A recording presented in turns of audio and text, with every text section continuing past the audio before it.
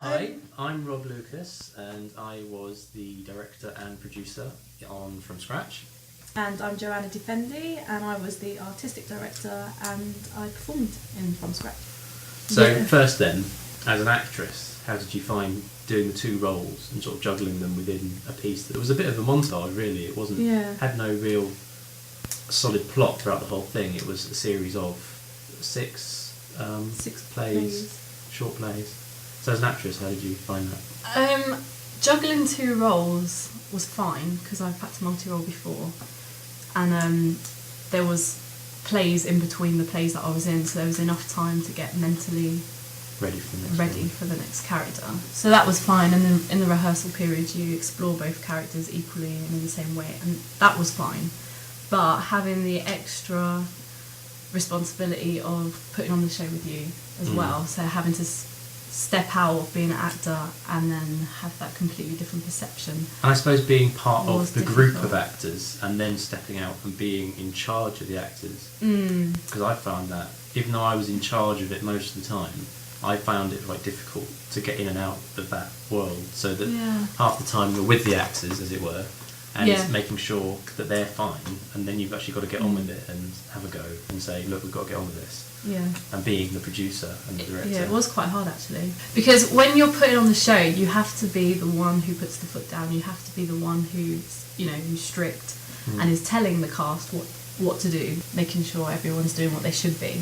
And then you've got to suddenly step out of the role and then be in there with them, mucking about. Because you don't want to stop banter that's going on between the cast. Say if you're backstage, everyone's getting each other psyched up, but then you're very aware. I had to step out and be like, can you be quiet, because I'm thinking of like what your position was, and thinking of the broader context rather than I'm just going on and doing performance. It was thinking of the audience, you, everything. It's tricky. It's a balancing act, isn't it? Most of the time. I found the same with directing and producing it, because as a director you're sitting there and you're thinking, right, it's got to be artistic, you want it to be good, you want to do justice to the writer's work, but at the same time as a producer you're aware of the time limitations, you're aware that you don't have a lot of time in the actual performance space, or not as much as I'd have liked. I think we had, was it the evening before? No, we had the evening before the first performance. At the evening before we had from 3 o'clock or 2 o'clock on both performance days. If we'd had the time, I'd have liked to have actually had a whole day beforehand and the evening to just hammer it all out, maybe with a test audience. But as it was, as a producer, you think about the money as well. You have to take into account, the financial side of it, and it can be really expensive. Plus, it's not your space. You've got to be aware that if someone's messing around in the corner, if they break something, the producer's paying for it, and it's very difficult to get everyone to understand that. So, would you say that you were challenged more by the producer role than the director? Director's role. I think because I've directed before, I found it easier to slip back into those shoes. But as a producer, because that's the first time I've ever produced something, I found it quite challenging to get my head around it. But I enjoyed it, because I enjoyed the fact that it was a business, more of a business side to theatre than artistic, because it is a happy medium between the two. But as a producer, I enjoyed it, but I couldn't enjoy the artistic aspect as much as a director as I would usually, because I always had it in the back of my mind. I'm the producer, it has to be good, it has to be worth money. Would people pay to come and watch it? Will people pay? How much would the tickets be? It's all money going around your head all the time. So I'd say the most challenging was producing. What would you change if you could do it all again? Allocate more time to getting to know the cast better. I knew the cast individually, but for the cast to get to know each other, have that, just to feel that support. A regular location. Maybe put a bit of money into workshopping and rehearsing, not just performance. That's something I've learned actually. If I did it again, I would have probably had a one night run, but had more time.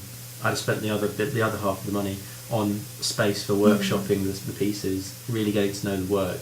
Because I found that even after rehearsing it, in the space itself, I found that I was cutting bits because I thought, it doesn't work in the context of the piece. I'd have probably not mixed drama and comedy quite so freely. I think I'd probably stuck to one or the other, probably comedy, because I found it clashed a bit, because they were short plays, because you had to really get to grips with the story and the context of everything, I found it a bit jarring. So I would probably choose a few different plays to the ones I did, and use the darker, more dramatic plays in a separate piece. Can I go back and ask you what inspired you in the first place to put this production on? I submitted a piece of work a long time ago to this competition, which was for short work, and basically the audience voted for their favourite, and the one I did submit won this particular competition, which I was over the moon with. And when all the hype I calmed down a bit about winning it, I kind of thought back and thought objectively about what had actually happened, and I felt a bit disappointed that I hadn't had really any creative input to what I'd seen on stage. I enjoyed it. I enjoyed seeing professional actors up and doing stuff that I'd written. But I felt like I could have provided a bit more input. I could have seen it in rehearsals. I could have spoken to the actors. I didn't get a chance to talk to anyone about it. So I really wanted to change that. So I set up, the whole thing was set up from scratch, was set up as a competition. The winner not being judged by the audience, but the winners, plural, having their show put on.